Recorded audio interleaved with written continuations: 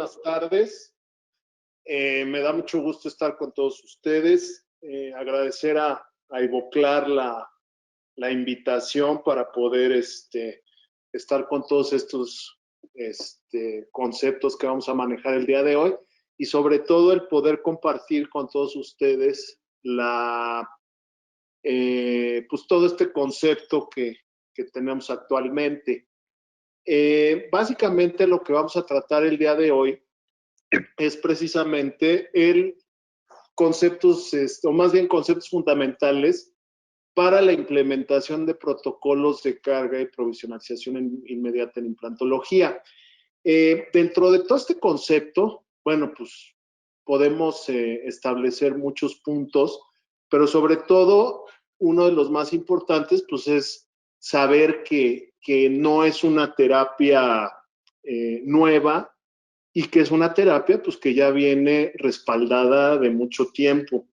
En un principio los estudios estaban apuntados más hacia un énfasis piloto. ¿Por qué? Pues porque no se tenían todo este tipo de alternativas en cuanto a evidencia que arrojaran la certeza de poder manejar este tipo de conceptos con un grado razonable de predictibilidad. Sabemos que veníamos de una serie de intentos, por decirlo de alguna forma, de establecer protocolos eficaces en términos de implantología con los diferentes sistemas que se manejaban. Actualmente, pues todo este tipo de protocolos que se dieron hace mucho tiempo, pues nos damos cuenta que tenemos ya la posibilidad de poder establecerlos de una forma eficaz y predecible. Todos estos conceptos, todos estos estudios, si ustedes se fijan, vienen de finales de los años 80. Al estar establecidos estos estudios en los años 80, pues imagínense desde cuánto tiempo antes se estaba llevando este tipo de casuística para precisamente establecer este tipo de protocolos. Ahora, conceptualizando todo esto, bueno, pues se tenía muy claro dentro de los protocolos, no en todos los casos, pero sí en casos muy puntuales y sobre todo en un grupo muy específico, el concepto de provisionalización e inclusive de carga inmediata, lo que daba un grado de predictibilidad muy interesante. Y si nos vamos a la estadística, bueno, pues hablamos de prácticamente 1979. Esto es hace más de 40 años, en los cuales se manejaban superficies texturizadas, una sola fase en términos quirúrgicos y en términos mecánicos, pues de carga, con porcentajes muy altos en comparación con otros protocolos de rehabilitación con implantes, con otro tipo evidentemente de implantes, pero que se tenían porcentajes muchísimo más altos y había predictibilidad. Ahora, si nosotros nos vamos a todas estas referencias que estamos viendo en la pantalla, bueno, pues nos damos cuenta de que la implementación de este tipo de protocolos pues arrojan una evidencia bastante sólida que nos permiten de alguna forma implementar la terapia con un alto grado de predictibilidad. De hecho, nosotros,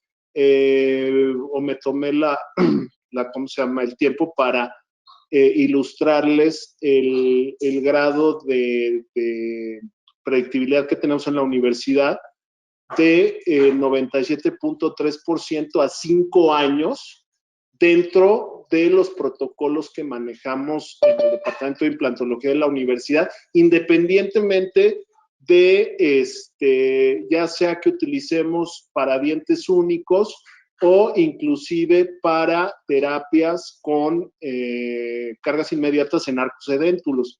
En ese sentido, pues estamos manejando, como les menciono, un porcentaje de éxito del 97.3%. Ahora, de acuerdo al protocolo original que se propuso por Brånemark, se tenía un periodo de espera de 12 meses, pues para tener a cierto punto un grado de seguridad, un margen de seguridad de estos 12 meses para poder colocar de una forma razonable en términos de predictibilidad un implante y tener ese grado de certeza, teniendo en cuenta pues, que era una terapia que apenas estaba empezando a arrojar cierta evidencia, y por eso en los protocolos originales se hablaba de un año inclusive de espera después de la extracción o inclusive cuando se hacía algún tipo de procedimiento regenerativo con vistas a la colocación de implantes. Ahora, dentro de las ventajas que se manejan, bueno, pues la disminución del tiempo de tratamiento, la disminución del número de procedimientos quirúrgicos, que eso también desde el punto de vista del paciente, pues es algo muy valioso. Preservación del hueso alveolar, cuando se establecen ciertos protocolos regenerativos que contribuyen a disminuir y en ciertos casos a redirigir todos estos procesos de remodelación, y obviamente esto va a impactar directamente en la preservación de los contornos de tejido blando. Obviamente un protocolo de estas características pues también mejora la psicología del paciente con respecto al tratamiento que le estamos ofreciendo al tener en consideración todo este tipo de cuestiones y sobre todo teniendo en cuenta de todo lo que estamos viviendo actualmente. Cuando nosotros vemos todos estos, por decirlo de alguna forma, estos productos milagros, pues todo es al mismo tiempo, todo es el mismo día, todo es para ayer. Y este tipo de terapia, sin ser algo milagroso, porque está muy bien fundamentado, pero también de alguna forma en los casos en los cuales es viable la terapia, bueno, pues al paciente se le ofrece una solución hasta cierto punto inmediata, que obviamente pues tiene que tener una serie de cuidados para poder establecer de una forma más predecible los resultados que se esperan de la terapia.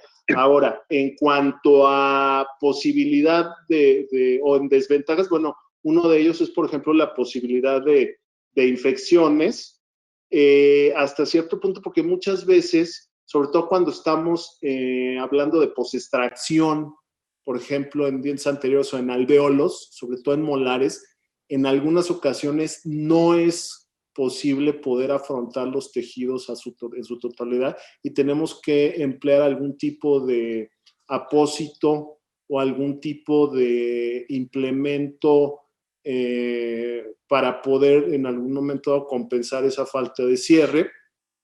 Y obviamente también podemos llegar a tener recesiones gingivales, sobre todo cuando no se guardan adecuadamente los protocolos y cuando no se establecen de una forma más concienzuda. Entonces, en ese sentido, bueno, pues aquí la alternativa es precisamente tener en cuenta todo esto. Ahora, si resumimos hasta cierto punto todo esto, desde un punto de vista mecánico o de alguna forma desde un punto de vista que muchas veces nosotros como odontólogos propiciamos precisamente que nos den ese enfoque de artesanos, de que para ser odontólogo lo único que se necesita es habilidad manual.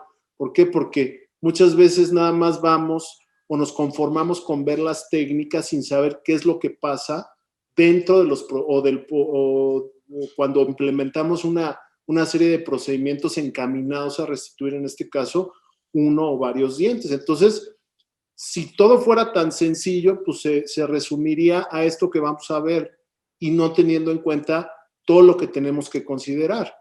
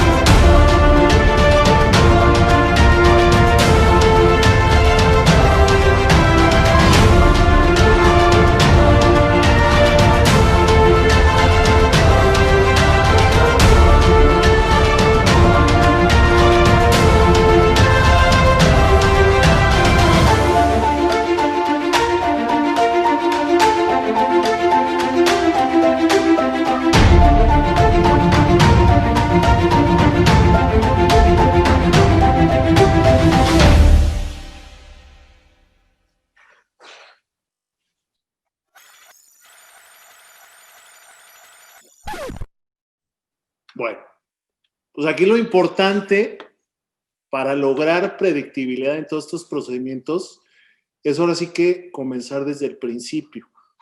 Y cuando hablamos de comenzar desde el principio y sobre todo cuando implementamos protocolos para poder realizar terapias de provisionalización y de carga inmediata, porque bueno, aquí también hay que distinguir entre provisionalización y carga, que es una línea muy delgada, porque, por ejemplo, cuando hablamos de dientes anteriores, decimos que provisionalizamos y cuando hablamos de arcos, por ejemplo, de denturos, ahí sí cargamos. Pero realmente, cuando nosotros, aunque coloquemos dientes anteriores y que estén fuera de oclusión, pues también están cargados. Yo los invito a ustedes a que traguen sin empujar los dientes con la lengua, los dientes anteriores. Entonces, en muchos casos, estas cargas inclusive son mucho mayores, sobre todo cuando hay hábitos parafuncionales de lengua, a diferencia de las cuestiones oclusales.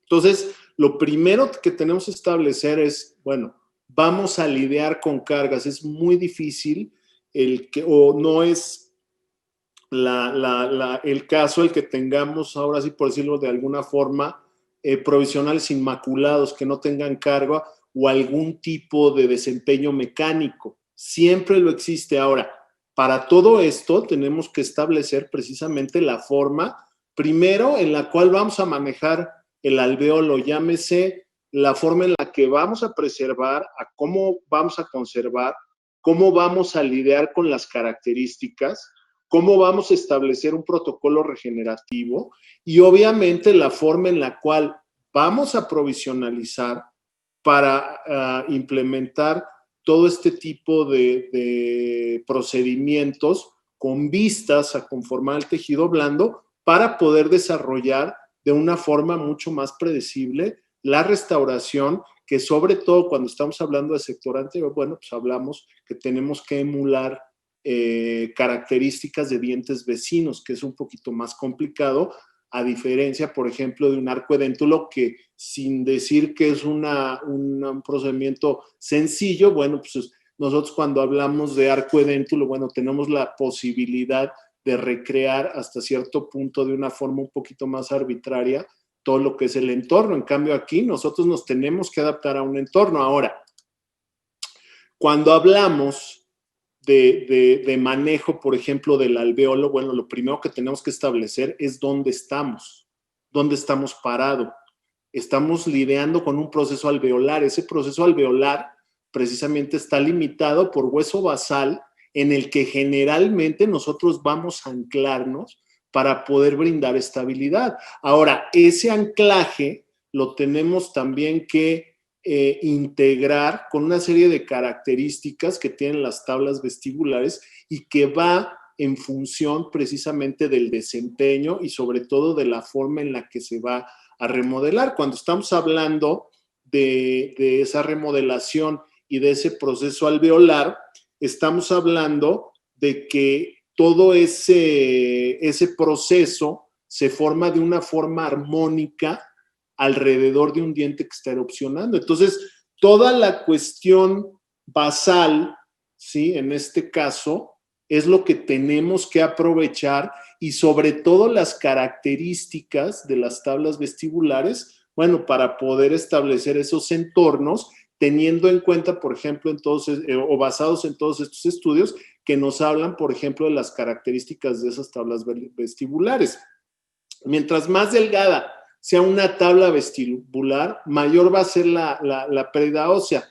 Aquí vemos, por ejemplo, en las conclusiones en estos estudios que en el 85% de los sitios la tabla era menor de 1 milímetro y entre el 40 y 60% de los sitios tenían una tabla vestibular de menos de 0.5 milímetros. ¿Qué quiere decir? Que nosotros tenemos que establecer y tenemos que conocer de qué forma se van a establecer todos estos protocolos para poder primero preservar y en un momento dado regenerar o establecer las condiciones necesarias en base a un biomaterial, como veíamos anteriormente, establecer un protocolo regenerativo para poder tener predictibilidad a la hora de poder establecer esas características. Ahora, aquí lo importante y lo primero es saber cómo vamos a manejar ese alvéolo. La forma en la cual vamos a hacer las extracciones es una cuestión fundamental y cada día están haciendo o se están diseñando una serie de instrumentación que nos permite, por ejemplo, tratar de una forma mucho más conservadora y menos agresiva las tablas vestibulares. Por ejemplo, en la parte de abajo vemos este martillo magnético que establece una serie de pulsos que nos permiten, por ejemplo, dislocar la raíz con un alto grado de seguridad. Por otro lado, en la parte superior derecha de su pantalla, bueno, pues también vemos la forma en la cual podemos manejar ese alvéolo con base en dispositivos que nos permiten hacer extracciones atraumáticas, o del lado izquierdo de la pantalla, bueno, también podemos implementar procedimientos tradicionales, pero siempre con la mente puesta en la conservación de esas tablas vestibulares. Por eso es muy importante la forma en la cual vamos a preservar esas tablas, la forma en la cual vamos a aprovechar precisamente de todos esos eventos que se presentan, por ejemplo, las hemorragias que van encaminadas a formar los coágulos, esa sustitución por fibrina, luego toda esta cuestión de la cascada de la coagulación y la forma en la cual se establecen todos estos cambios histoquímicos que van a generar la formación de tejido óseo y la forma en la cual vamos a estimular también la preservación. Ahora, todo esto va de la mano con la naturaleza que tenemos en el hueso alveolar y en el hueso que está constituyendo las tablas vestibulares, que sabemos que son de características mucho más lábiles y que promueven precisamente estos procesos de remodelación de acuerdo a por la naturaleza misma que tienen estas tablas vestibulares. Ahora, los sitios candidatos a la colocación de implante, lo importante es poder conservar esta predictibilidad estética en términos de función, primero, y luego con el desarrollo y la conservación de todos estos sitios. En este artículo clásico del doctor Coys de 1998 nos habla precisamente de todo esto, ¿no? De la forma en la cual debemos de conservar, por un lado, o de la forma en la cual tenemos que conformar ese sitio para poder integrar una restauración que sea coherente con todo el entorno sobre el cual nos estamos manejando. Entonces, en ese sentido, bueno, pues aquí lo primero es tener en cuenta en mente de las características o los fenómenos que podemos llegar a esperar cuando hacemos una extracción en base al grosor precisamente de las tablas vestibulares. En la cita del lado izquierdo ustedes pueden ver o se puede concluir que esa espesor de las tablas vestibulares, bueno, van de la mano con el proceso de reabsorción. Y del lado derecho, lo que nos hablan, lo que nos plantean es precisamente que cuando estamos hablando de colocación de implantes y establecimiento de protocolos post-extracción, ya sea de provisionalización o de carga inmediata, bueno, tenemos resultados igual de predecibles que cuando estamos trabajando en sitios cicatrizados, con hueso cicatrizado. Entonces, esto hasta cierto punto nos da un cierto margen de maniobra precisamente para establecer todos estos, todos estos parámetros para poder determinar posiciones y sobre todo la forma en la cual vamos a integrar todo esto. Ahora,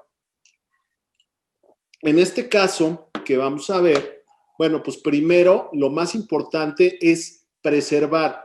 En este caso al paciente, es un paciente joven, 25 años aproximadamente, en el cual nosotros vamos a tomar ventaja de los procesos de remodelación ósea apoyados precisamente en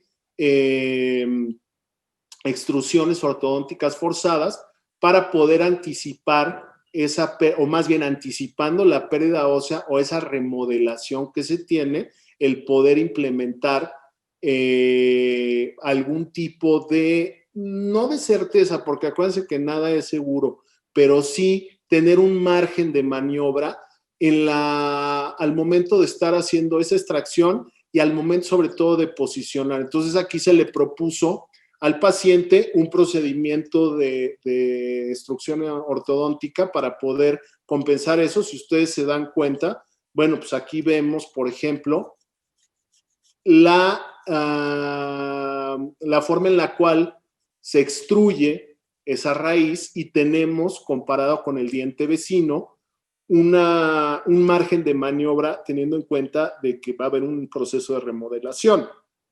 Ahora, aquí la ventaja es que la morfología la vamos a modificar, vamos a hacer más pequeño el alvéolo a la hora de estar traccionándolo, vamos a disminuir la brecha entre lo que es la pared más labial o vestibular del implante y la porción lingual o más lingual de la tabla vestibular.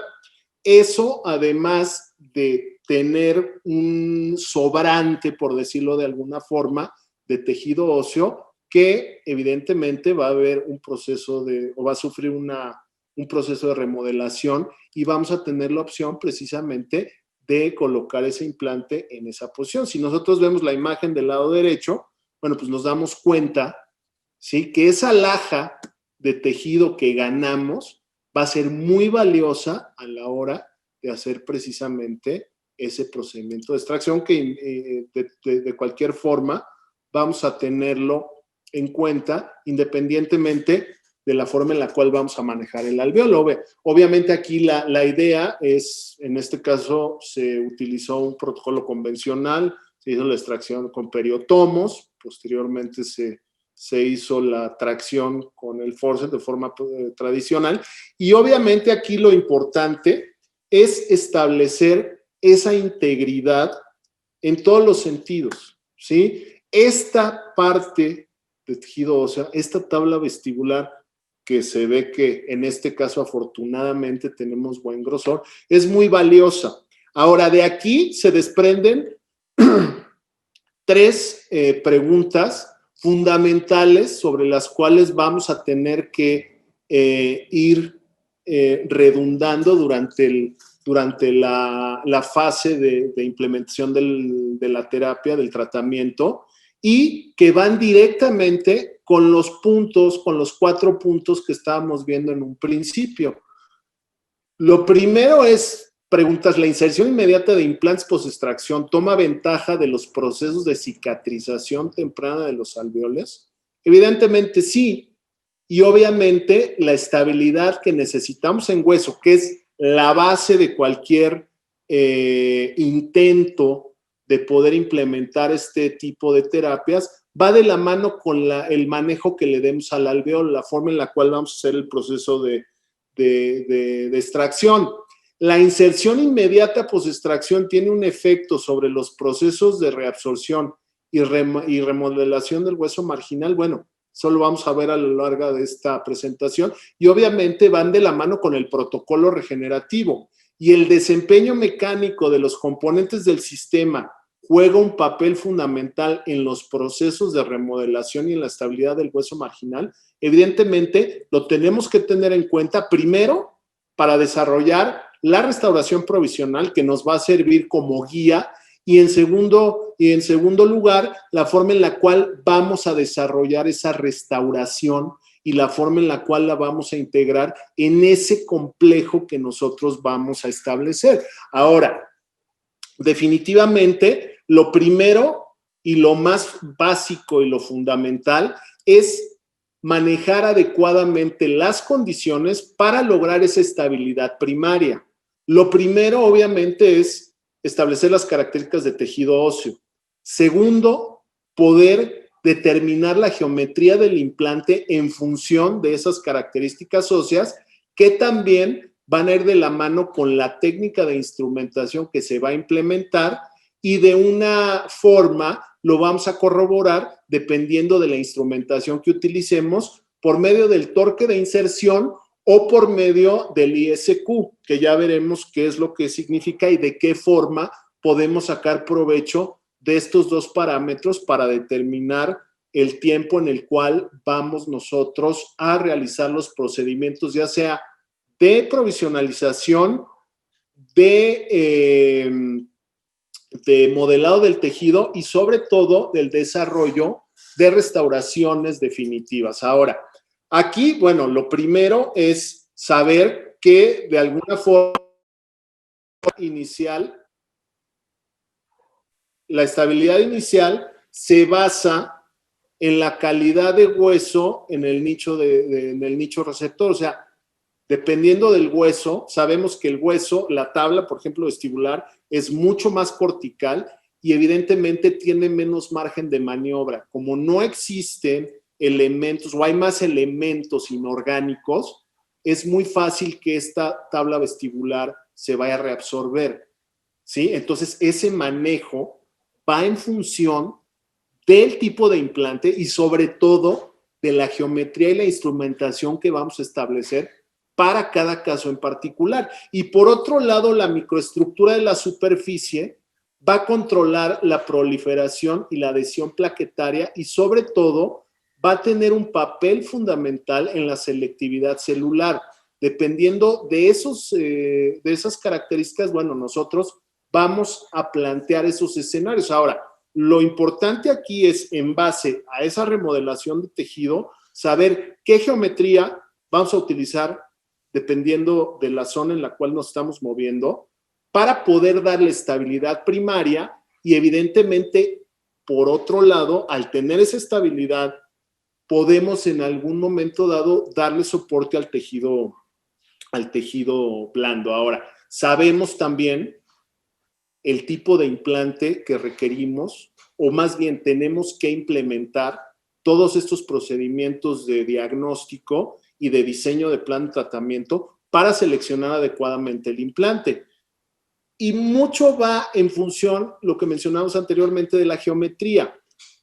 ¿Qué representa el tener espiras, la forma de esas espiras o de esas cuerdas y sobre todo la necesidad de determinar diferentes tipos de roscas en los diferentes o en las diferentes partes del implante? El que nosotros tengamos roscas más pequeñas a nivel del cuello, bueno, eso va en función de la carga que se tiene y del tipo de hueso con el cual estamos manejando a ese nivel. Por ejemplo, las 6 primeras roscas representan donde viene prácticamente toda la carga a ese nivel en hueso marginal. Por otro lado, la primera espira o la primera rosca es la más importante. Si nosotros vemos del lado izquierdo, el esquema del lado izquierdo, pues nos damos cuenta que tenemos, o cuando nosotros atornillamos un tornillo en su, por decirlo de alguna forma, en su nicho, lo único que está en contacto es la parte superior, ¿sí? Si ustedes se fijan en la parte inferior, ese contacto no existe. Ahora, en el caso del hueso, bueno, todo esto se llena con un coágulo y de alguna forma ese proceso de remodelación hace que en un momento dado el contacto óseo se presente a ese nivel. Pero cuando estamos hablando de la estabilidad primaria, bueno, aquí entra y juega un papel muy importante la forma de esa rosca. Si tenemos roscas con estas características, o sea, tenemos paredes paralelas dentro de esas roscas, bueno, en el momento en el que se hace una carga, y como sabemos todo, las cargas más toleradas en cualquier tipo de estructura son las cargas de compresión o las cargas axiales. Cuando establecemos ese paralelismo, cuando existe ese paralelismo en las roscas, bueno, existe una transmisión de carga axial. O sea, las cargas van siguiendo hacia abajo. Cuando tenemos esas roscas divergentes que establecemos, bueno, dos componentes, ¿sí? Un componente horizontal y un componente vertical. Y la tangente que resulta de esos componentes es mucho mayor a la carga en sí que se genera. ¿Por qué? Porque son cargas de cizalla. Y si estamos hablando y combinamos las características del tejido óseo, que al ver que es un hueso más cortical, eso hace que tengamos procesos de remodelación mucho más agresivos cuando pasan estas características. Ahora, aquí esto que es importante, que cuando nosotros estamos anclando, definitivamente vamos a estar en hueso cortical, ¿sí? Y el que tengamos eso en hueso cortical, independientemente de cualquier proceso, digamos, de remodelación, pues evidentemente se torna muy crítico. Si nosotros colocamos esas espiras por debajo de ese hueso cortical, entonces esas espiras hasta cierto punto no tienen ningún sentido, ¿ok? Ahora, esto viene respaldado precisamente por estas referencias en el cual precisamente se hace alusión a la necesidad, dependiendo del tipo de hueso que manejemos, la geometría de esas espiras, y evidentemente en base a esa geometría, a esas características óseas, vamos a seleccionar las geometrías. Por eso es que también es importante seleccionar el tipo de implante dependiendo de esas características, y también por eso es importante seleccionar un sistema que nos dé todas estas alternativas en términos de geometría ¿cómo se llama? De roscas, y también de características de la superficie. Ahora, cuando estamos hablando de esa texturización de esa superficie, bueno, pues tiene su porqué y tiene una cuestión de selectividad celular. Cuando estamos hablando de esa texturización, ¿sí? Estamos hablando de que se tiene una presencia más importante de osteoblastos a ese nivel, ¿sí? El tamaño de esos valles y la altura de esas crestas van a inhibir, dependiendo de ese tamaño, la colonización de fibroblastos. Sabemos que si son muy amplias esos valles, vamos a tener mayor presencia de fibroblastos. Por eso, de alguna forma, las superficies lisas que tienen o no tienen precisamente estas geometrías, van a ser más ad hoc para la presencia de fibroblastos. En el caso de la adición de elementos cristalinos como el fosfato, el calcio, etcétera, etcétera, brindan, aparte de un intercambio iónico que inclusive llega a haber cierto grado de adhesión, que no es un recubrimiento, son adiciones a niveles nanométricos de ciertos componentes como el fosfato cálcico, por ejemplo. Esto hace que haya más afinidad también por las proteínas de la sangre. Esto hace también que los procesos de osseointegración o de integración, brindándole a la superficie mejores propiedades de osteoconducción, le permitan en un momento dado tener más afinidad y sea mucho más concreto y mucho más predecible ese proceso de integración. Todo esto evidentemente va de la mano de lograr mayor contacto óseo, que es a lo que vamos apuntando. Entonces, en ese sentido, lo que buscamos es tener esa presencia, esa estabilidad más bien, que nos permita darle la alternativa al tejido blando de integrarse alrededor de esa restauración provisional, que vamos también a hablar acerca de esas características, y sobre todo la forma en la cual vamos a diseñar esa restauración, dándole primero estabilidad a la fijación o al implante, y segundo, dándole esa estabilidad al tejido blando en el momento que se haga la manipulación para poder integrar la restauración final.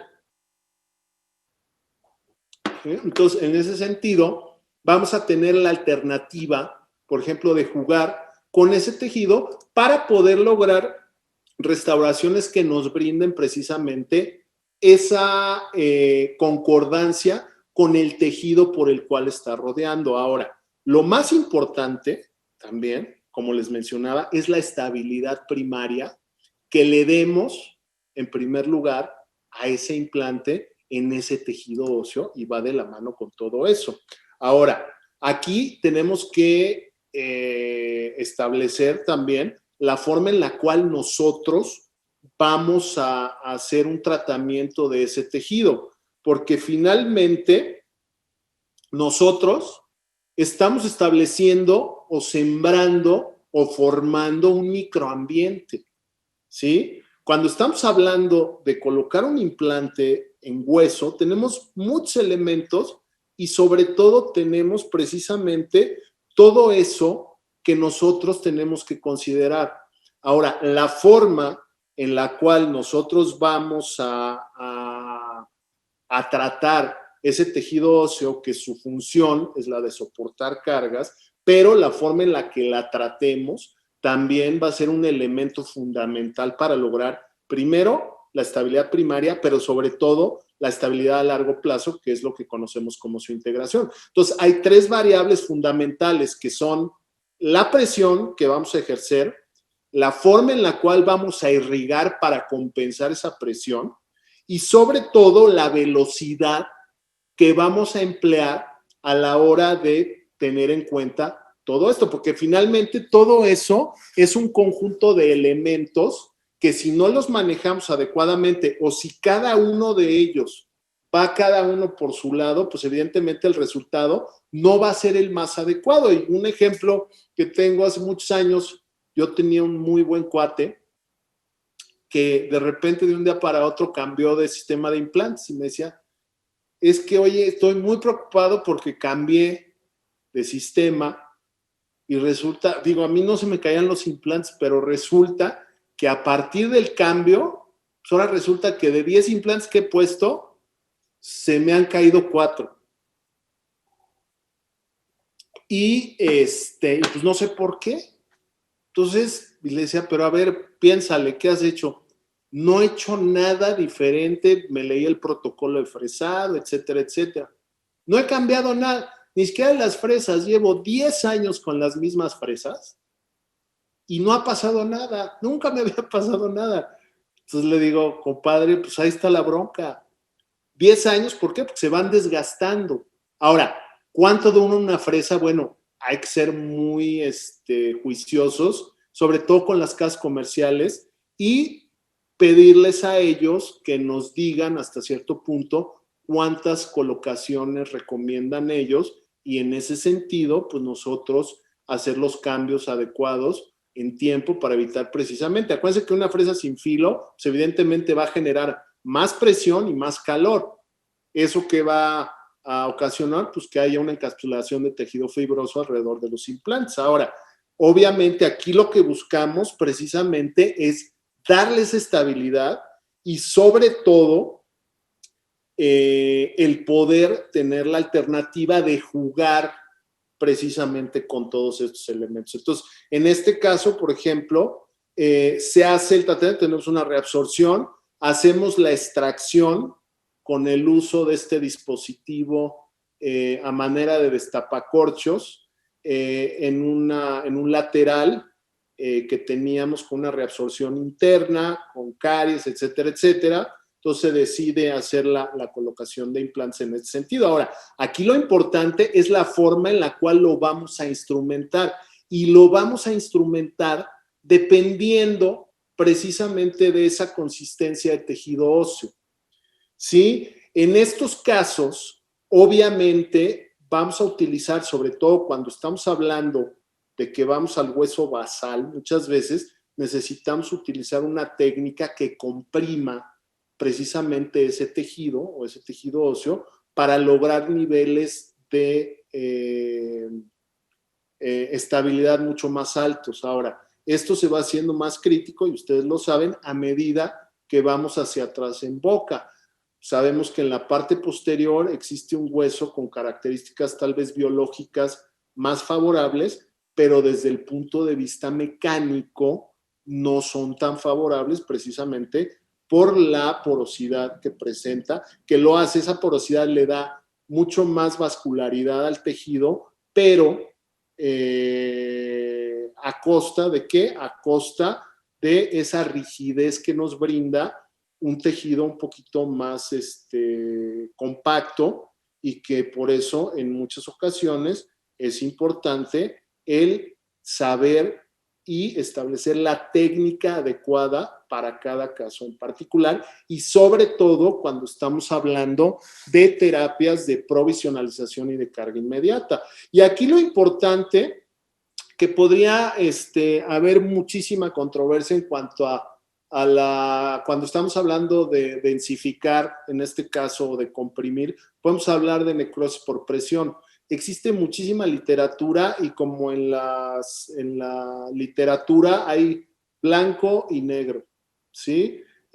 Acuérdense que todo esto es de grises, pero hay veces que hay blancos y negros, hay veces o hay referencias que soportan el uso de técnicas compresivas. Inclusive en la referencia que estamos viendo del lado izquierdo hablan acerca de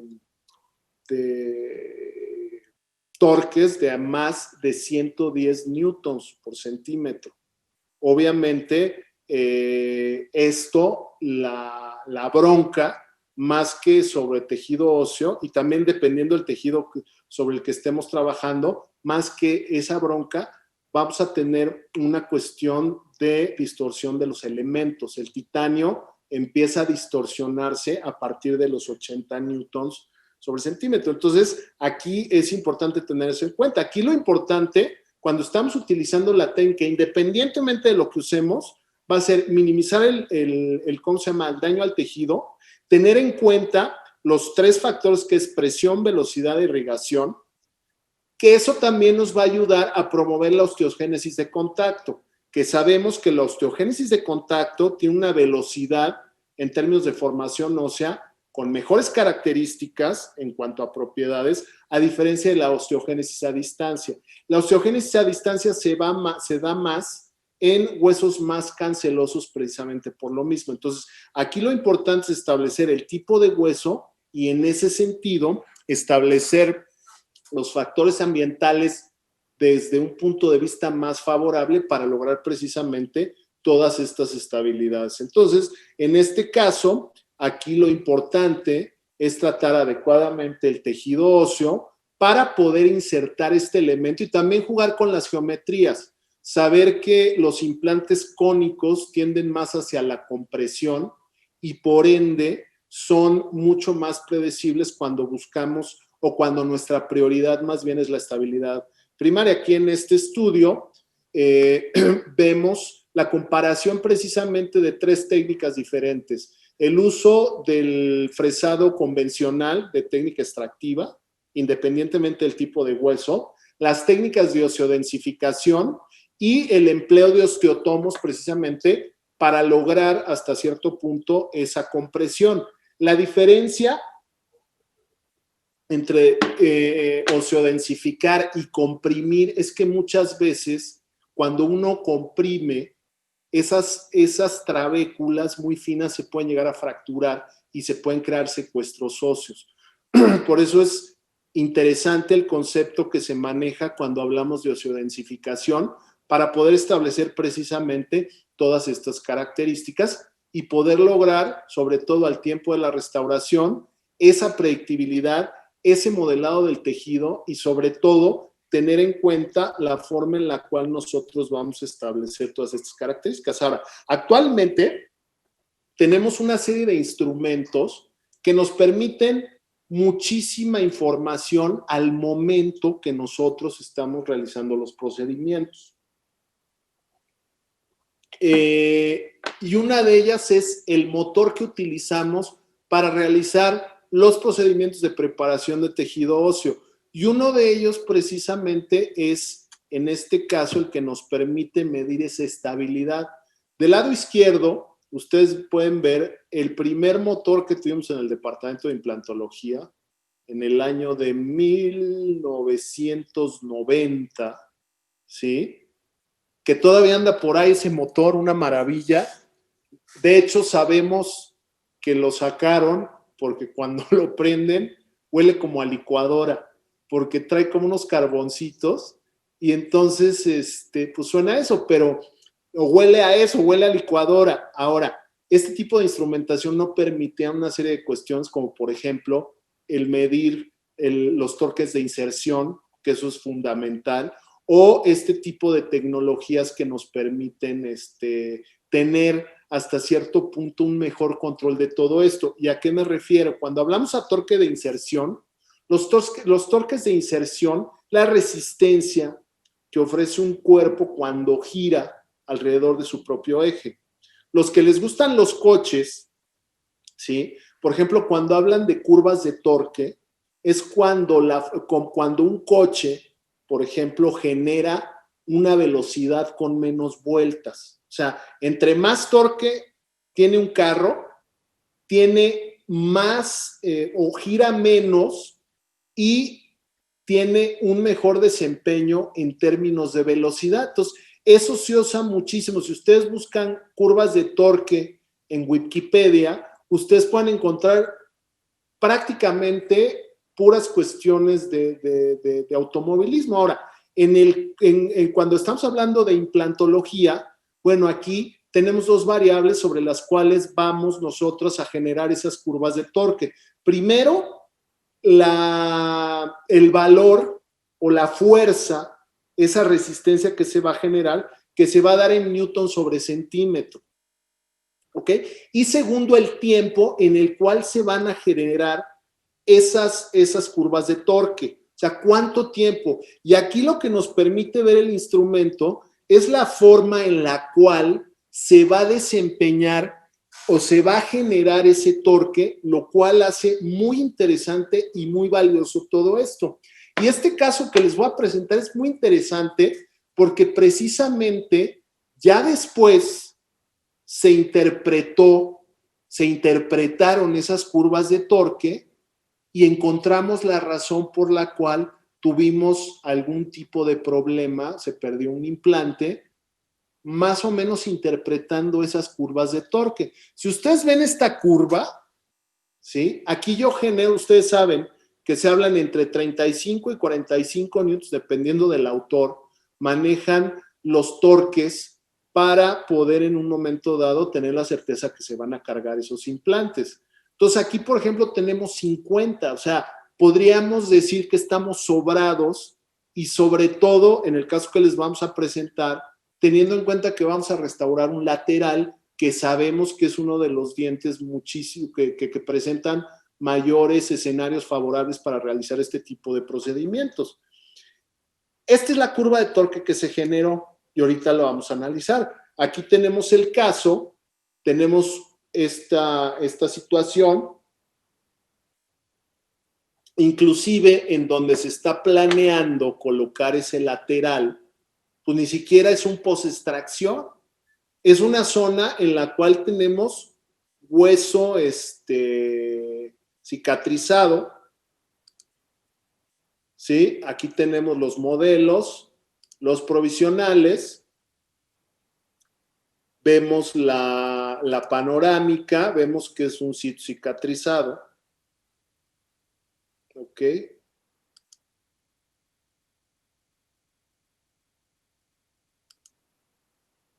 No, perdón, el lateral fue el que sí se colocó, el central fue con el que tuvimos problemas. Si ustedes se fijan, ¿ok?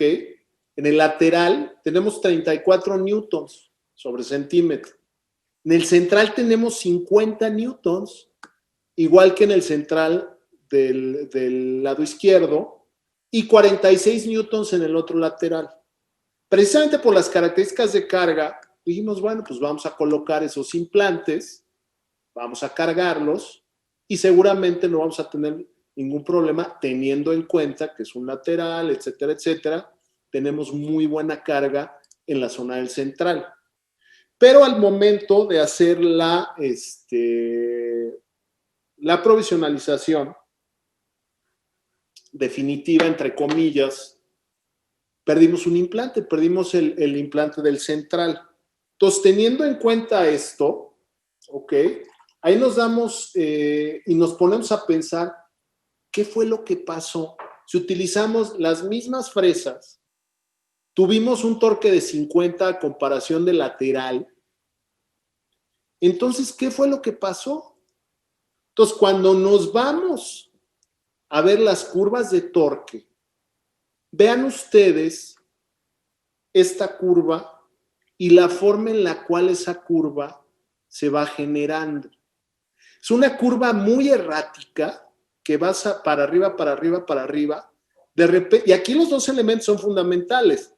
La forma en la cual se va generando el torque, la forma en la cual decae ese torque, en una fracción de menos de medio segundo, vuelve a subir, de repente empieza a subir otra vez, vuelve a bajar, vuelve a subir, vuelve a bajar en el minuto 7.1, digo en el segundo 7.1, hasta que llega al segundo 7.7.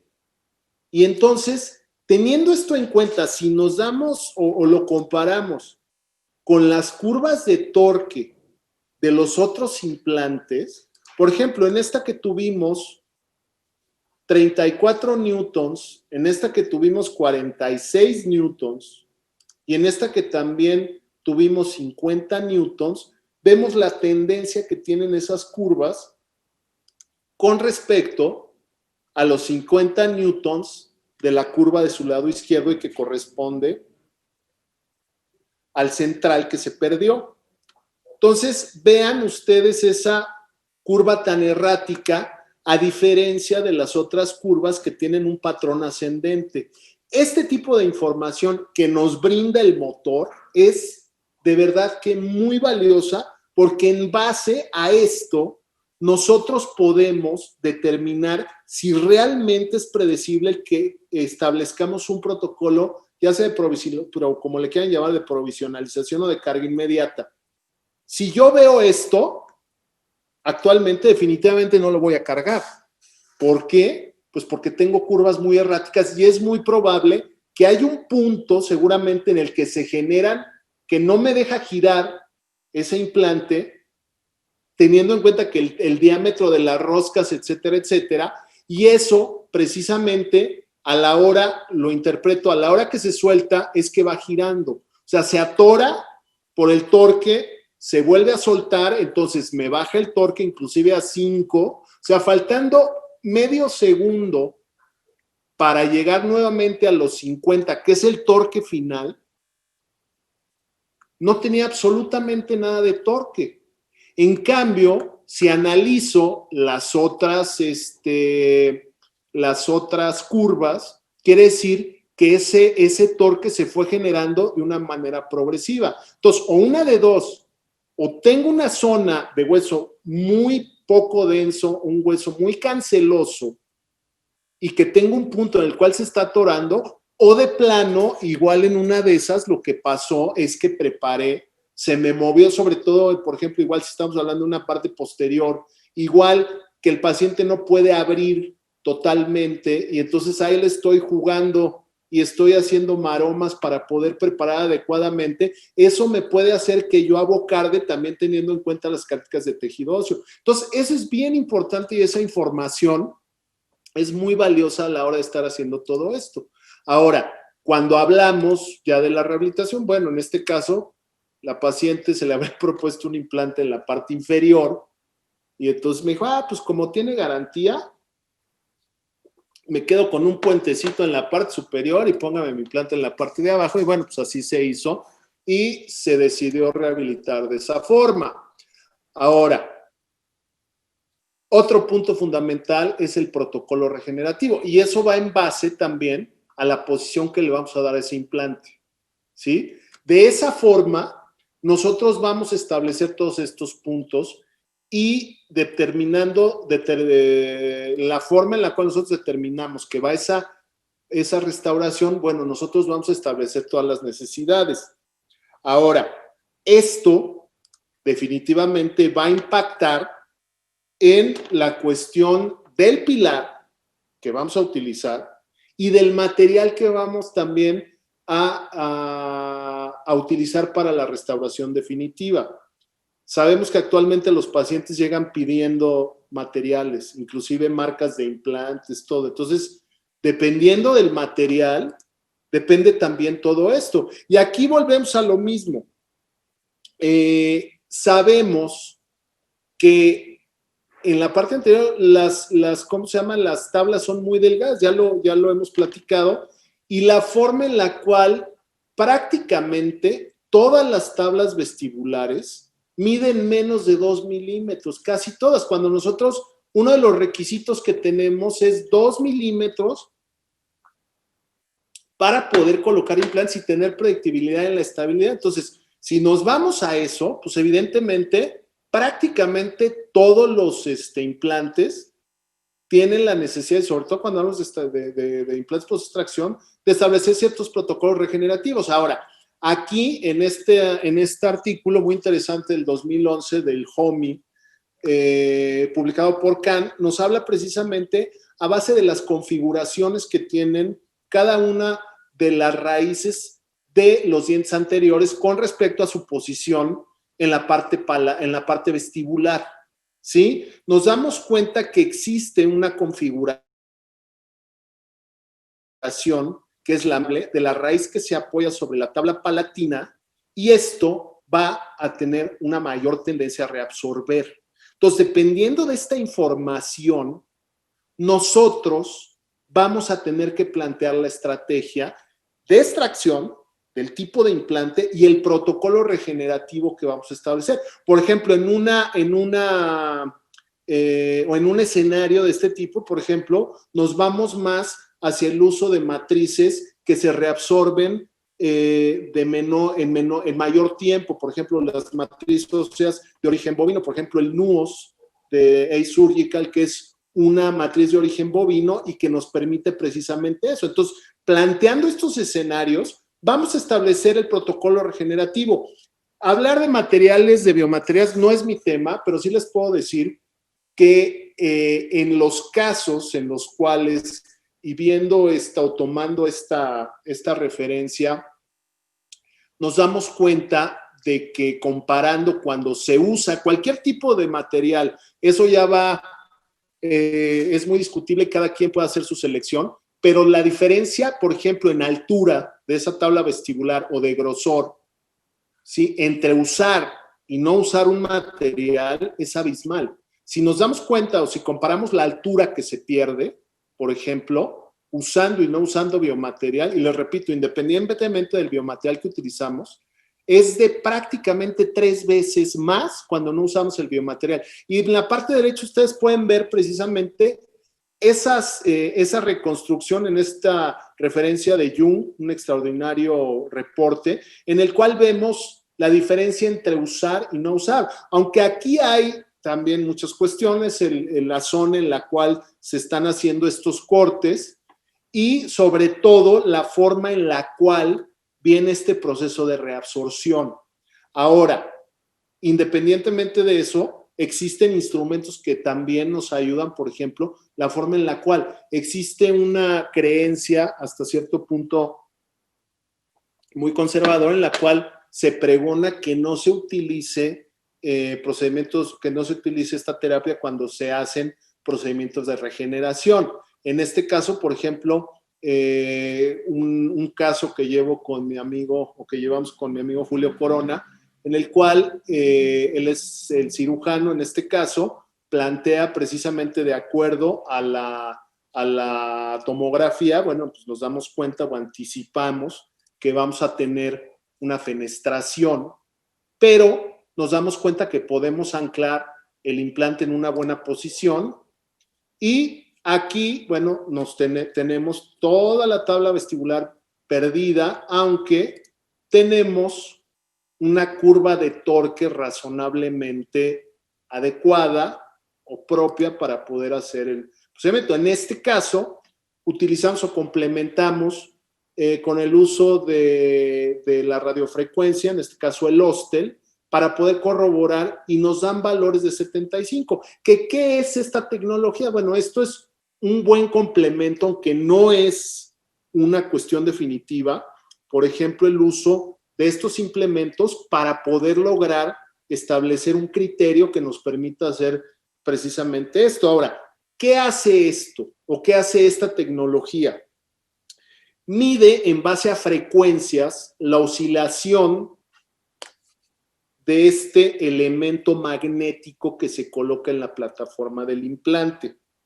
Cuando este dispositivo es excitado por una vibración y precisamente esa vibración se expresa en un parámetro que se llama ISQ, ¿sí? Que es exclusivo para cuestiones de implantología oral, porque cuando estamos hablando de longitud de onda podríamos hablar de hertz, pero precisamente este parámetro es únicamente para realizar la medida de valores de ISQ.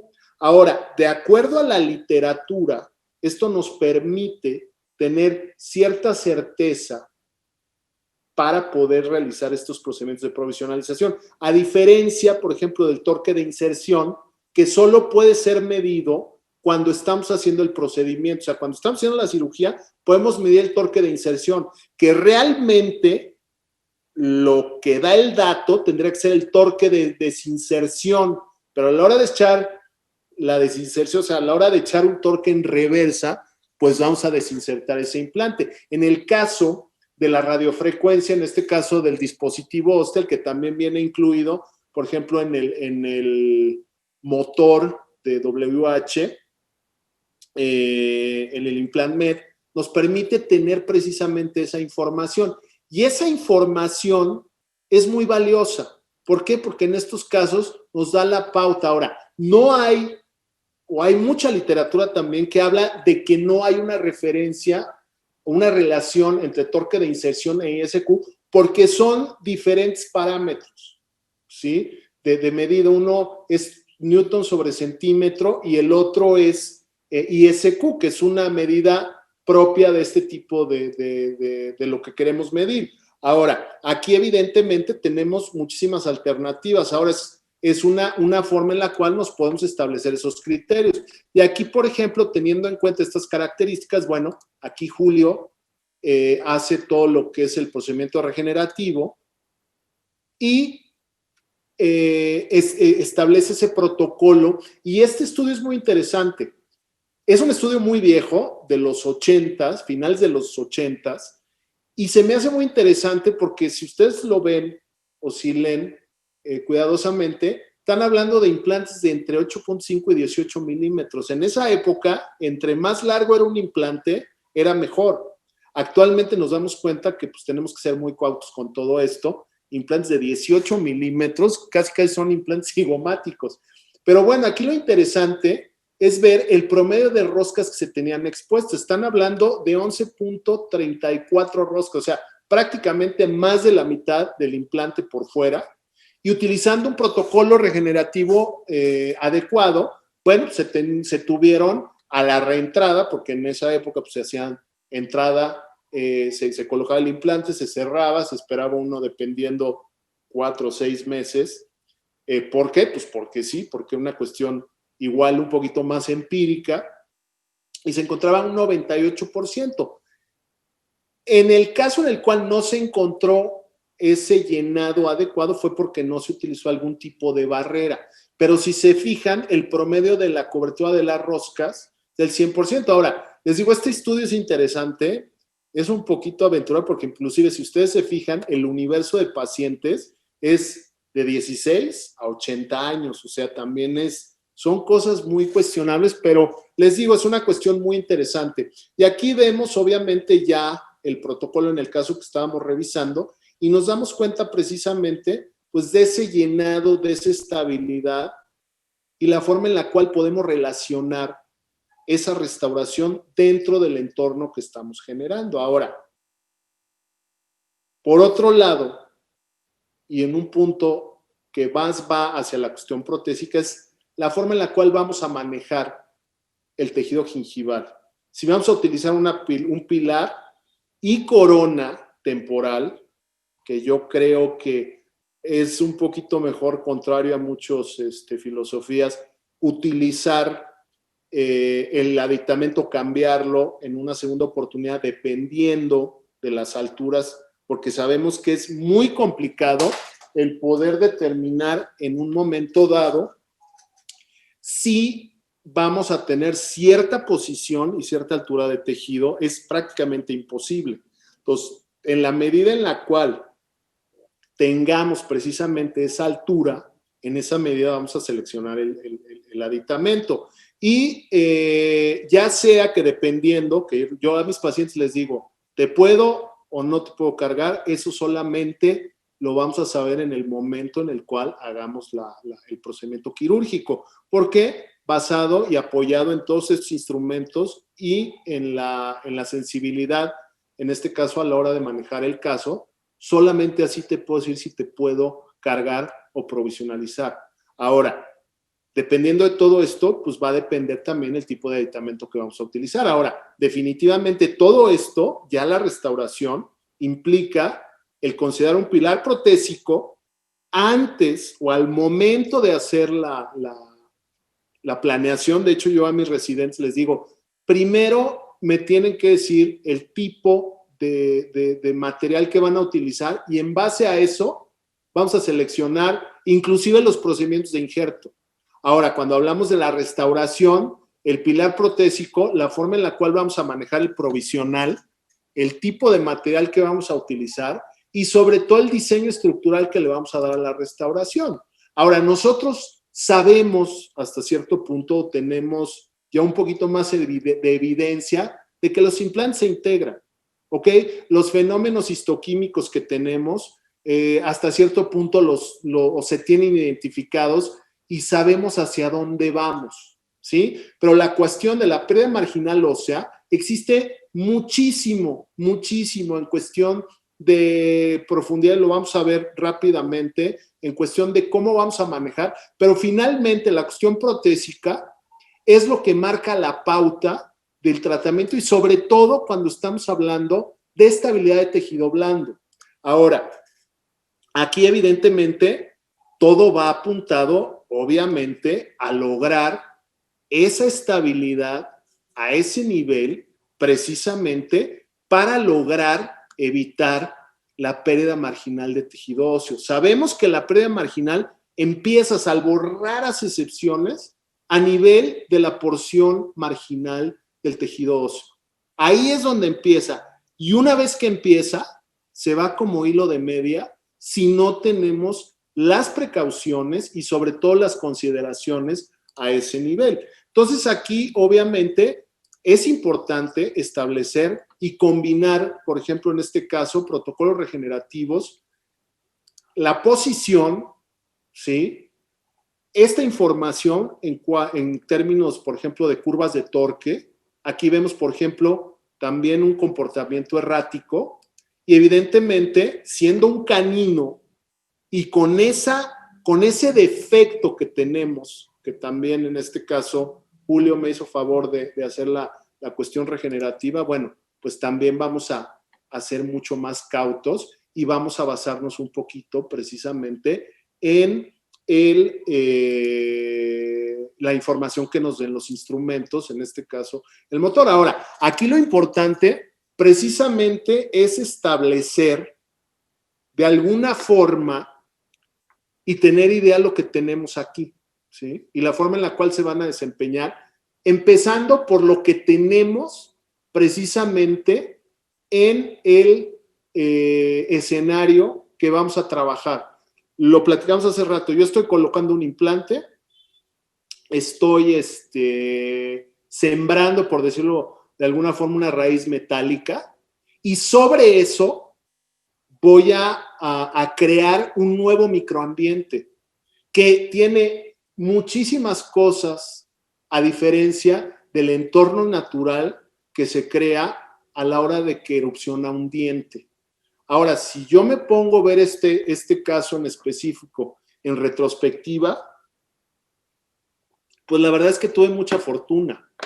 Lo veo, son implantes anchos, implantes de conexión externa, 2 milímetros de cuello pulido, etc. Le puedo ir sumando factores y este fue el resultado, ¿sí? Actualmente hubiera hecho muchísimas cosas diferentes a lo que finalmente implementé en este tipo de cuestión. Ahora, aquí lo primero es saber ¿qué es lo que tenemos? ¿Y qué diferencias hay entre precisamente un diente y un implante y el tejido que rodea todo esto? Sabemos que la unión de lo que es el pilar y lo que es el implante corresponde a lo que sería la unión cemento-esmalte de un diente. Y aquí lo importante es también establecer las similitudes que tenemos. Por ejemplo, tenemos un borde libre de la encía. Evidentemente, todo esto trae o conlleva una serie de estructuras que le van a dar estabilidad a ese tejido. El tejido del que está formado, sabemos que está formado básicamente por colágena, una colágena que no está tan bien vascularizada, por ejemplo, que no existen redes de vascularidad, mejor dicho, parecidas a las de un diente. ¿Por qué? Porque el diente tiene más vías de vascularidad. Esto lo hace mucho más sensible. Entonces, aquí lo que es importante es determinar y saber en qué parte estamos parados nosotros, ¿sí? Por ejemplo, aquí nosotros, aparte del implante, vamos a integrar un aditamento. Y es en ese aditamento, nosotros tenemos que tener en cuenta qué tenemos aquí, la forma en la cual está constituido, por ejemplo, ese epitelio del surco, que es muy similar al de un diente natural, pero lo que difiere mucho es la forma en la cual se va a integrar, la forma en la cual se va a desempeñar y el sello que se establece entre el tejido gingival y el tejido propio de lo que es ¿cómo se llama? El aditamento. Sabemos que el aditamento no tiene ni cemento, ni tiene una serie de elementos que hacen que, por ejemplo, en el caso que tiene el cemento radicular, sobre los cuales existe una unión directa entre lo que es el tejido conectivo que precisamente va a sellar, a diferencia de un aditamento. En el caso de un aditamento, al no existir estas proteínas, se forma un sello y ustedes lo ven de color un poquito más rojo y en el cual se puede hacer esa manipulación. Obviamente en el fondo se forma un sello de tejido conectivo que se establece como un cinturón apretado y es lo que va a dar el sellado, a diferencia precisamente de un diente, y por eso es que esta unión o esto es muy similar a lo que se presenta precisamente cuando hablamos de dientes naturales, pero la naturaleza y el funcionamiento fisiológico es hasta cierto punto muy diferente, precisamente por la cuestión de vascularidad. Por eso es que una respuesta en tejidos perimplantares es mucho más agresiva que en un diente natural. En el implante de se pierde hueso. En el caso de un diente, primero hay un cierto grado de inflamación, una serie de eventos que se presentan, eventos vasculares, eventos celulares, que precisamente de alguna forma protegen. Pero cuando hablamos de implantes, al no haber precisamente toda esa cuestión vascular, va a haber una respuesta mucho más agresiva y que evidentemente va en función de estos factores que tenemos que tener en cuenta cuando hacemos la selección de un pilar. Y una de ellas es la conexión. La conexión es fundamental cuando estamos hablando de estabilidad de tejido blando. Y sobre todo, la forma en la cual esa conexión la vamos a combinar con altura del pilar, ¿sí? Y ese pilar se tiene que seleccionar cuando estamos haciendo precisamente la planeación de estos tratamientos, ¿sí? La altura del pilar es algo que nosotros tenemos que considerar cuando estamos hablando de grosor biológico, ¿sí? Y obviamente también hay que considerar que el hueso, por ejemplo, no se inflama, a diferencia del tejido gingival. El tejido gingival sí se inflama. ¿Y qué pasa? Que como el tejido óseo no se inflama, cuando se inflama ese tejido blando, el hueso lo que hace es que se echa para atrás. ¿Y qué pasa? Que se pierde. Entonces, por eso es que es tan importante que nosotros tengamos esto en cuenta en términos de posición de la plataforma, en términos de qué aditamento vamos a seleccionar en altura, etcétera, etcétera, porque es fundamental. En cuestiones de ingeniería, una estructura es tan fuerte como lo es fuerte su elemento más débil. En este caso, lo más débil de un implante o de un diente rehabilitado por medio de un implante es precisamente su aditamento. Y por eso es que es importante que cuando se está precisamente seleccionando ese implante, primero o al mismo tiempo se tiene que seleccionar el aditamento. En este caso, por ejemplo, se hace la planeación del tratamiento y aquí sabemos ya que vamos a tener deficiencia en términos de altura de tejido gingival. Entonces, ¿qué hacemos? Previendo esto, se hace la colocación de una matriz dérmica que nos permita colocar aditamentos más largos y que nos ayuden precisamente a establecer ese grosor biológico que nos dé como resultado un entorno bastante similar al que nosotros queremos recrear. Este estudio es muy triste, que es un paciente que me vino a ver o que viene con cierta frecuencia de Houston. Se le hizo el protocolo de carga inmediata, se le iba a cambiar el provisional, pero resulta que tuvo un problema con su novia que falleció desafortunadamente, se perdió como un año. Regresa en estas condiciones, le repararon su provisional como 3 veces. Y bueno, aquí sobre lo que vamos es precisamente sobre la altura precisamente de todos estos aditamentos. ¿Sí? Y fundamentalmente lo que buscamos es establecer el grosor biológico que nos permita modelar ese tejido y que nos dé predictibilidad con respecto a los tejidos vecinos. Otro punto fundamental cuando estamos hablando de implantes es la angulación. ¿Sí? Y este caso, que lo acabamos de ver el domingo, y que más que nada es una descripción de una técnica, porque no existe ningún tipo de seguimiento a largo plazo, pero aquí una de las cosas que podemos saber es que debido a la angulación, una bolsa vemos la tomografía, vemos la forma en la cual tenemos una bolsa ahí, una pérdida de tabla vestibular precisamente por la angulación desfavorable. Y en este caso vemos ya lo que es ¿cómo se llama? La tabla vestibular, se ha perdido un implante ancho, o sea, se hizo prácticamente todo como no se debe de hacer. Y bueno, en este caso se decidió hacer la extracción. Bueno, aquí también es un post-extracción, pero post-extracción de implante. Aquí con este instrumento se hace la extracción, un instrumento maravilloso en el cual se coloca en la parte interna de la conexión, tiene una cuerda en reversa y gracias a esto podemos hacer la extracción de una forma muy atraumática y se corrige precisamente esa altura compensándolo con una posición mucho más adecuada. ¿Sí? Aquí vemos lo que es la posición. Aquí nos damos cuenta que teníamos una posición mucho más adecuada y aquí se implementó esa posición. Se hace la colocación del implante.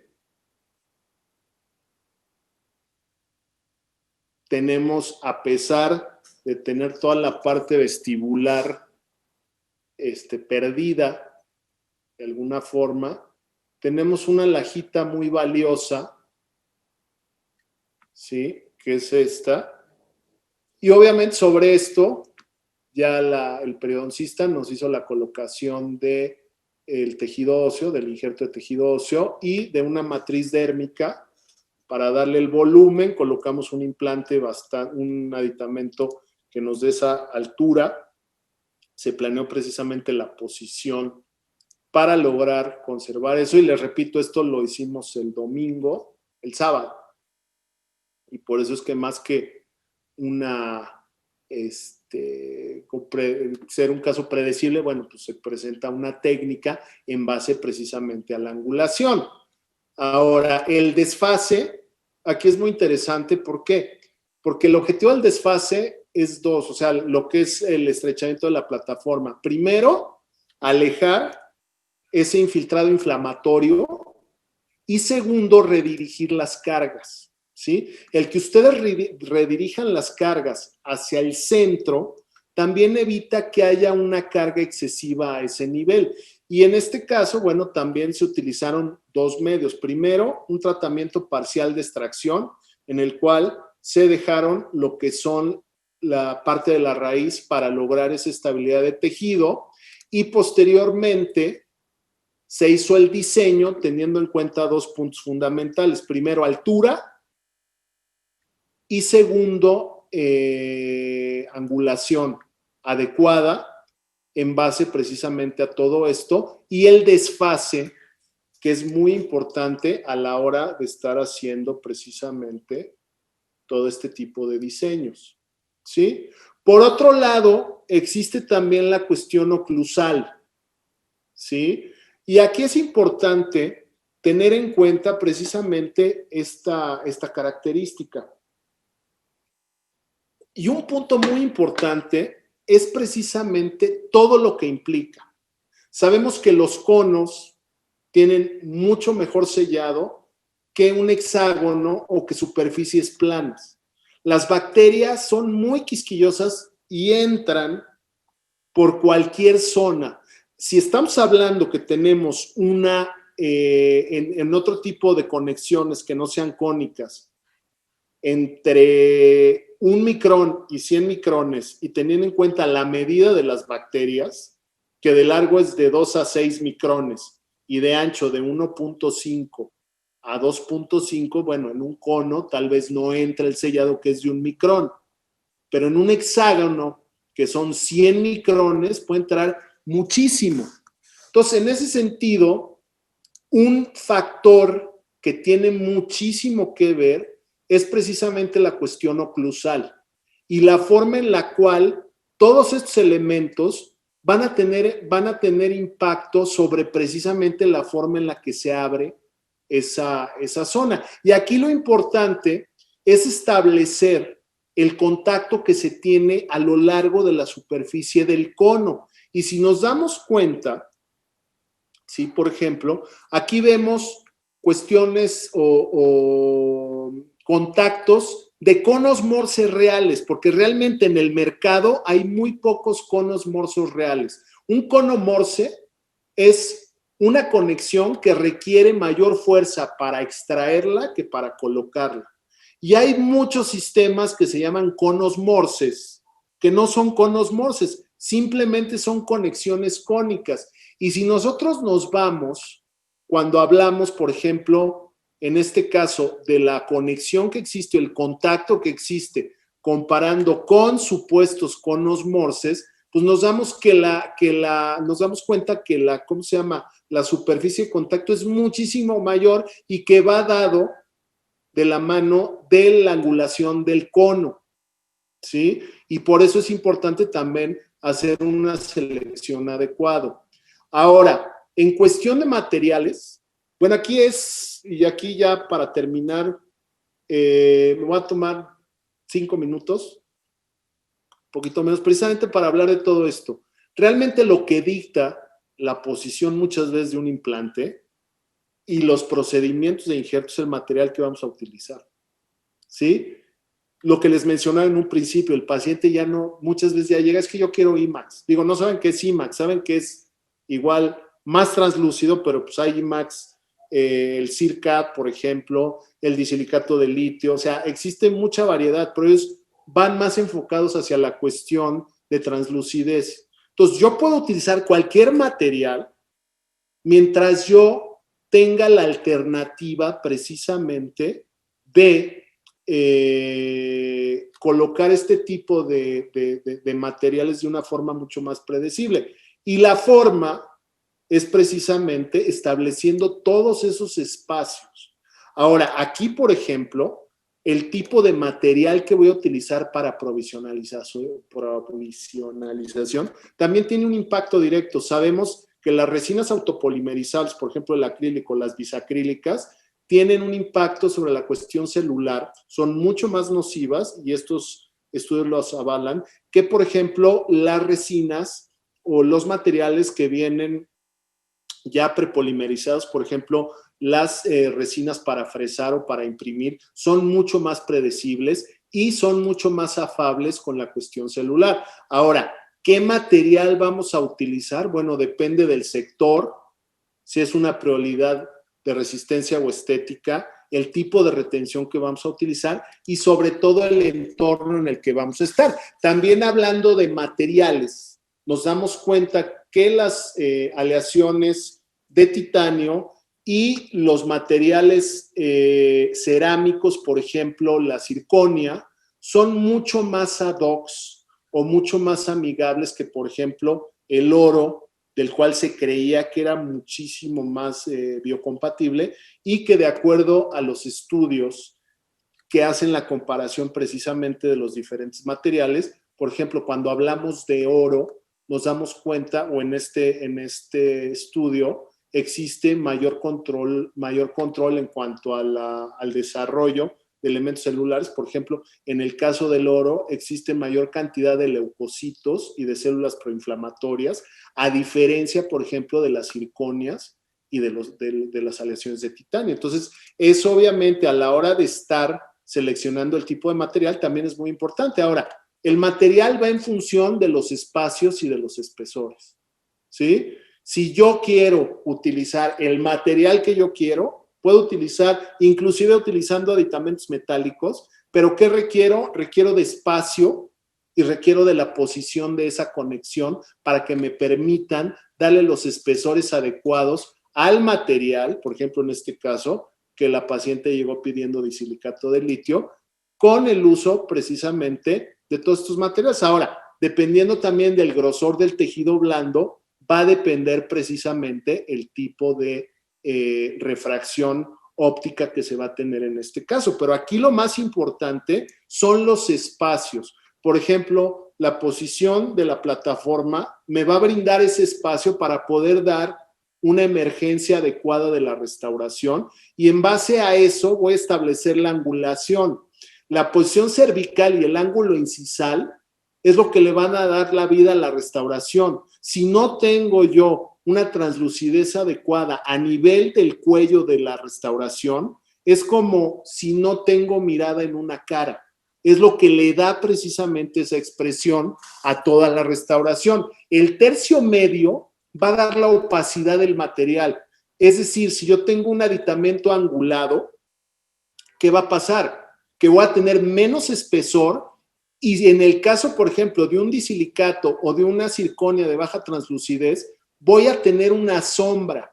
A diferencia, si yo establezco, por ejemplo, la posición de ese implante en función del tipo de material que voy a utilizar, e inclusive planear mis procedimientos de injertos precisamente para todo eso. Entonces, en ese sentido, aquí lo más importante precisamente es eso, la forma en la cual voy a establecer esos espacios para tener en cuenta todos esos factores que me ayuden precisamente a darle predictibilidad a mi restauración.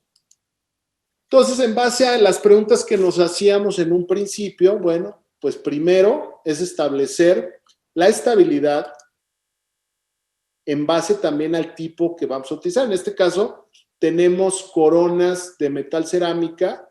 En este caso, entonces el paciente se le propusieron también, no, de circonio, perdón, se le propusieron precisamente este tipo de restauraciones, base a metal porcelana, precisamente para poder lograr por el tipo de aditamento que vamos a utilizar, no es tan crítico, si ustedes se fijan es un material bastante opaco de los dientes, logramos precisamente esa estabilidad primaria, y una vez que tuvimos esa estabilidad, bueno, utilizamos una técnica de inyección para poder dar la forma de la restauración. Una vez que tenemos ¿cómo se llama? El material polimerizado, bueno, pues hacemos un recorte de ese material, quitamos la matriz ¿sí? Hacemos el recorte de esa matriz. Y sobre eso vamos a establecer el perfil de lo que es la restauración provisional.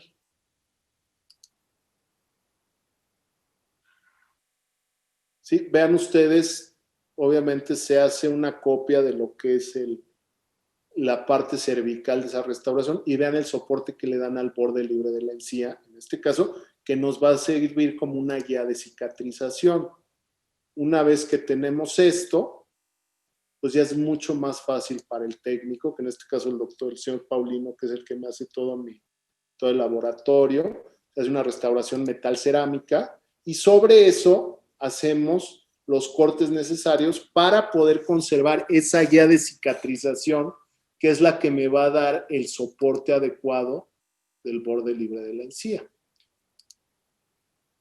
Entonces, teniendo todo esto en cuenta y todos estos elementos, ya nos podemos ir a contestar esas preguntas, ¿sí? Primero, la inserción inmediata de implantes post-extracción, ¿toman en cuenta los procesos de cicatrización temprana de los alvéolos? La respuesta es sí. La inserción inmediata post-extracción tiene un efecto sobre los procesos de reabsorción y remodelación del hueso marginal. Sí, pero no evita y no inhibe precisamente esa remodelación, pero sí nos permite establecer de una forma mucho más estructurada un protocolo regenerativo que nos permita compensar precisamente estos procesos de remodelación. Y el desempeño mecánico de los componentes juegan un papel fundamental en los procesos, sí, obviamente sí. El tipo de conexión, la forma en la cual vamos a establecer los espacios y los espesores necesarios para lograr restauraciones que emulen precisamente a los contornos originales de esta restauración. Y como conclusión es que los resultados de una terapéutica predecible tienen que guardar un equilibrio de todos estos elementos que van desde la técnica, el tipo de material que utilicen y sobre todo la mecánica de los componentes y obviamente basados en técnicas que estén respaldados por la viabilidad de los biomateriales, empezando por el implante, los biomateriales y los materiales restaurativos. Entonces, yo con esto termino. Les voy a poner un videíto de más que nada para enseñarles a ustedes, pues una de las pasiones que más tengo en esta vida, que es poder ser parte de la Universidad Nacional, que desafortunadamente ahorita estamos en este asunto de la pandemia, pero pues les presento un video que hago cada año. Este año con esta cuestión de la pandemia pues es un poquito diferente. Y al final, pues nada más cerramos con la serie de preguntas y agradecerles a ustedes su atención. Entonces los dejo con el video. Ojalá que se vea bien, más bien que se oiga.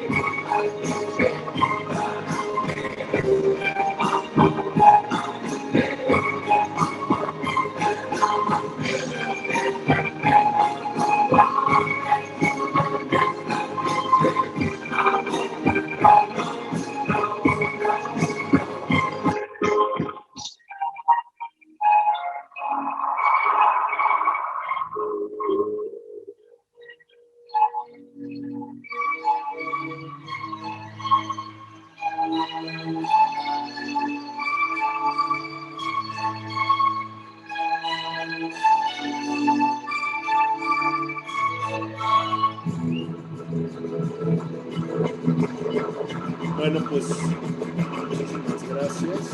Este es, de los que quieran o los que estén interesados en el programa de implantología oral de la universidad, es un programa de 1 año.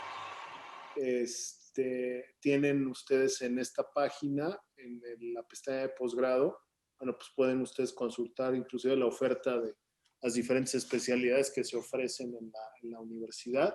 Y cualquier cosa, bueno, pues si tienen interés en las referencias, les dejo mi correo con mucho gusto. Y pues nuevamente a Ivoclar, muchísimas gracias por la invitación. Un gusto siempre participar con Ivoclar, que es como mi casa. Y les mando un saludo a todos mis amigos. Y cualquier pregunta, pues quedamos ahora sí que listos para poder contestarlas. Claro que sí, doctor. Sí tenemos una pregunta. Nos pregunta Mario Emilio Pasos Chávez. Sé que desde hace tiempo prefiere implantes de conexión externa. ¿Por qué? Mira, yo hace mucho tiempo cambié ya a implantes de conexión cónica. Yo todavía uso implantes de conexión externa, porque eso también es para ciertos casos muy puntuales, cada día menos, pero se me hacen una alternativa viable, porque aquí hay que jugar mucho con la posición, ¿sí? Que eso es tema de una plática, porque en base a esa posición, por las características de el desempeño de la conexión, pues tiene un impacto sobre el tejido óseo. Entonces aquí lo importante es saber jugar precisamente con esa posición. Ahora, seríamos muy necios en decir que una conexión externa es igual de predecible que un cono, por ejemplo, cosa que no es así. Pero siempre puede ser una buena alternativa si se maneja adecuadamente y con todas estas consideraciones. Esa es la única pregunta, pero le mandan muchos saludos, doctor. Le mandan Jaime Groman, Enrique Navarro Boni, Arturo de Santiago Rosales. Muchas gracias por sus enseñanzas, lo felicitamos y orgullosamente UNAM, Arturo de Santiago. Y excelente su ponencia, doctor. Le agradecemos mucho su participación con nosotros y esperemos que esta no sea la última. Muchísimas gracias. No, Marisa, muchísimas gracias a ti y haces extensivo el saludo a David.